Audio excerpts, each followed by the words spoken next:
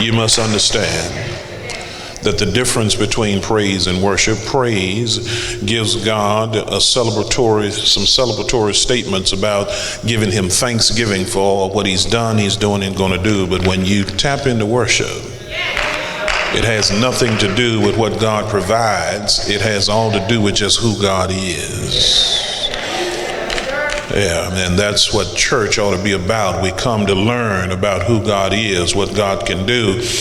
We come to learn about God. But then, child of God, there are people that are comfortable with being unsaved. Nobody's trying to rededicate their life. We open the doors of the church. We give people an opportunity to return, because if they're in a backslidden condition, we give people a chance for regeneration to be born again. But then we also give them an opportunity for rededication. Nobody moves because everybody feels that they're okay.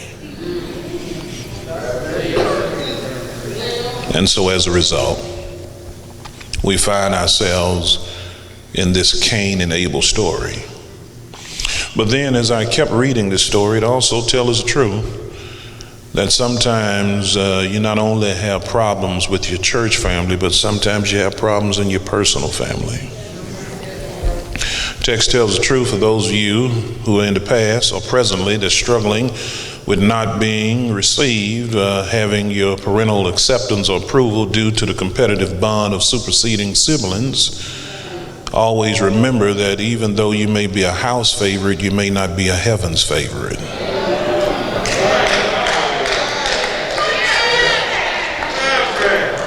I thought I had some people here to help, because some of you struggle because sometimes it seems that parents love others more than they love you. And they may be a house favorite, but they may not be a heaven's favorite. Well, where did that come from, Pastor? I didn't read that. That's why you pay me.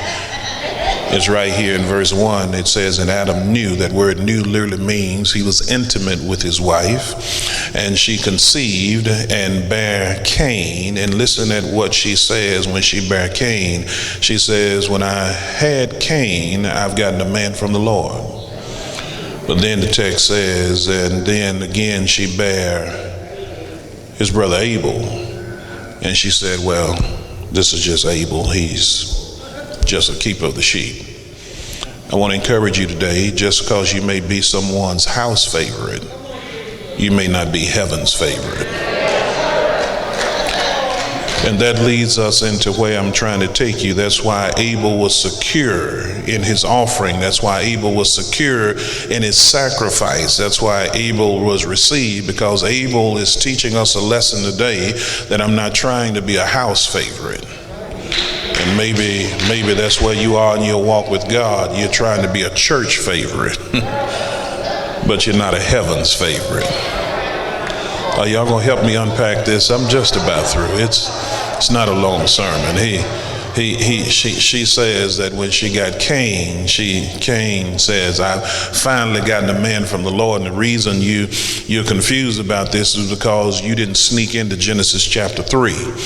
You remember it's in Genesis chapter 3 that Adam and Eve messed up. They've been evicted from the garden. The angels are standing there with swords drawn to make sure that they did not enter where they've been evicted from because of their sin, listening to Satan. And now in chapter 4, they feel that they have a fresh opportunity. We got a fresh chance. And the first chance you get, she turns around and says, hey, I've gotten Cain. And obviously because I've had Cain, I've gotten a man from the Lord. And so obviously I got God's favor. But let me help you out. Just because once again you are a house favorite, that don't mean that you're heaven's favorite. And maybe that's where your worship may be ineffective, because you're trying to be popular in the house instead of being popular in heaven. With Cain, child of God, we may be allowed, therefore, to read a man with Jehovah, that is, one who stands in connection with him. But yet, isn't it strange how sometimes those closest to you are the ones that do the greatest misreading about you?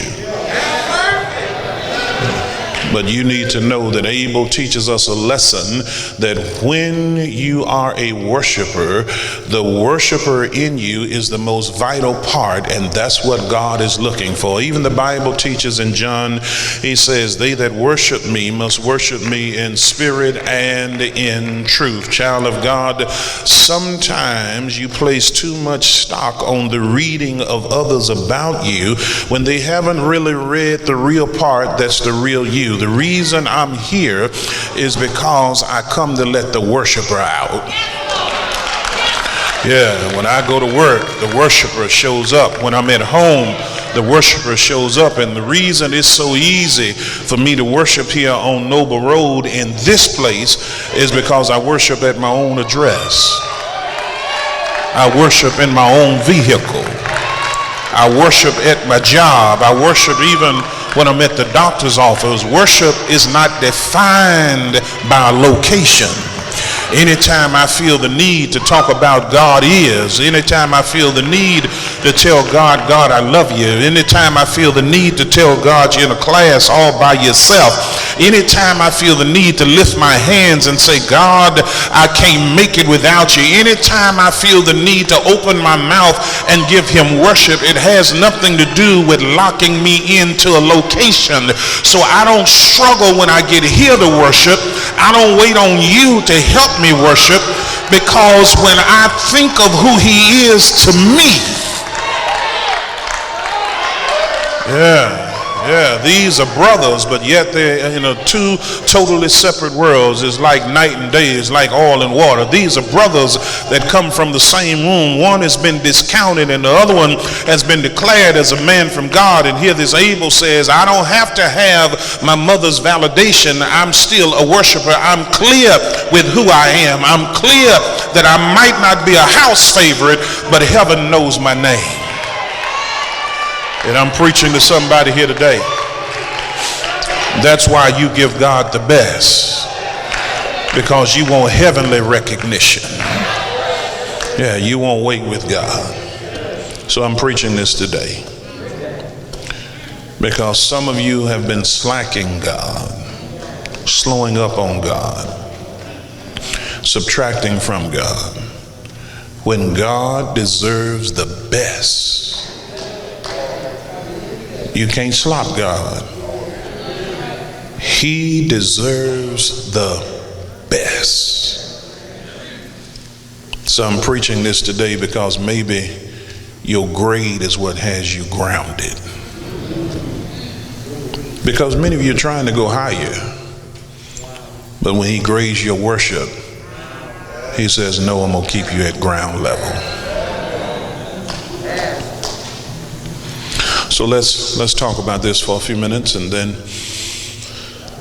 we'll get out of here. Number one, text shows that they both have influential positions.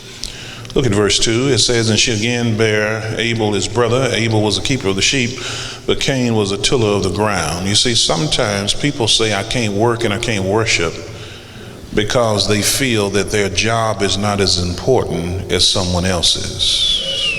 Cain, firstborn, he takes on the agricultural occupation of his father that was appointed. But watch the text. Now, if you go back to Genesis chapter 3 again, God cursed the ground.